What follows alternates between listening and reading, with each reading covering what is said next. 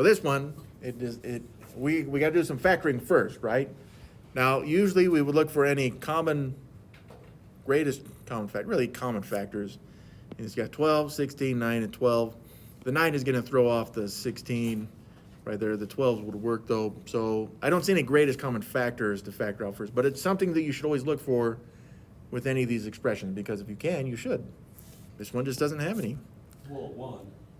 1, yeah, thank you. 1 is always something you can factor out. It just doesn't help you or me or anyone else, right, with this kind of stuff. So from here, this is where we're going to group 2 terms at a time. And I sometimes I'll put parentheses around them like this, but just so we don't get it confused with multiplication, put a plus sign between. You don't have to, like if that's confusing you, don't worry about it, okay?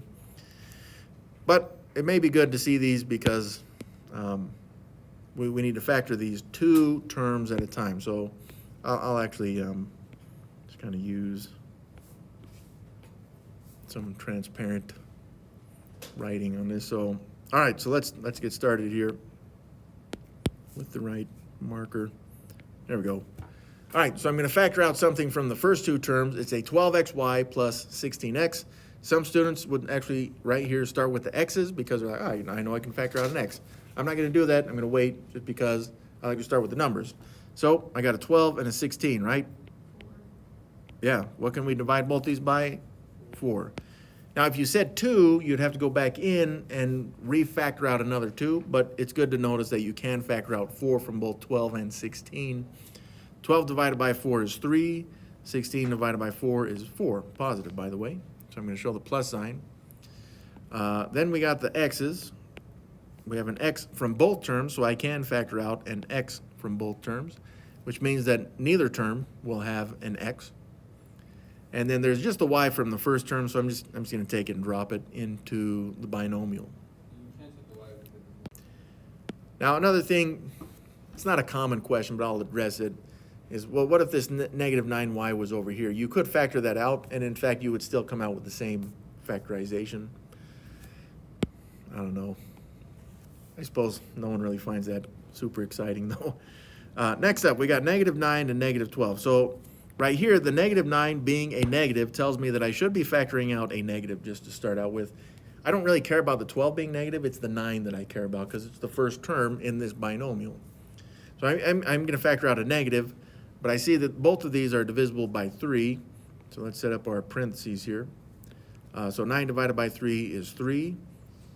Sorry, negative 9 divided by, really what would be negative 3 is 3. And then negative 12 divided by negative 3 would be positive 4.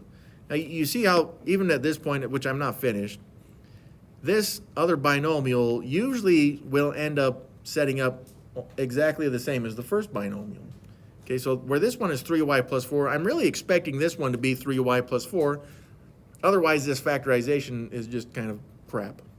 Well, maybe it is anyways, but from the negative 9y minus 12, the first term had a y, so there it is. And now we can see that we do have matching binomials right there, and that's actually what I'm going to factor out, okay?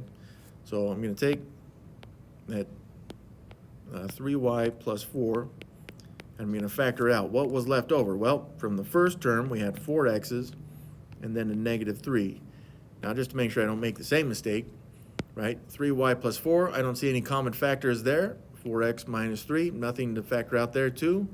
Which usually, if you can factor out at the end, it means that there was a greatest common factor that probably existed from the beginning there, but or maybe even wasn't fully factored, perhaps back here somewhere. That's it for that one then. So we check for greatest common factor first. If there's 4 terms, we expect factoring by grouping. And then after factoring by grouping, then we check the final, in this case, 2 binomials, which is what it usually should be, for any other greatest common factoring that can come out of it.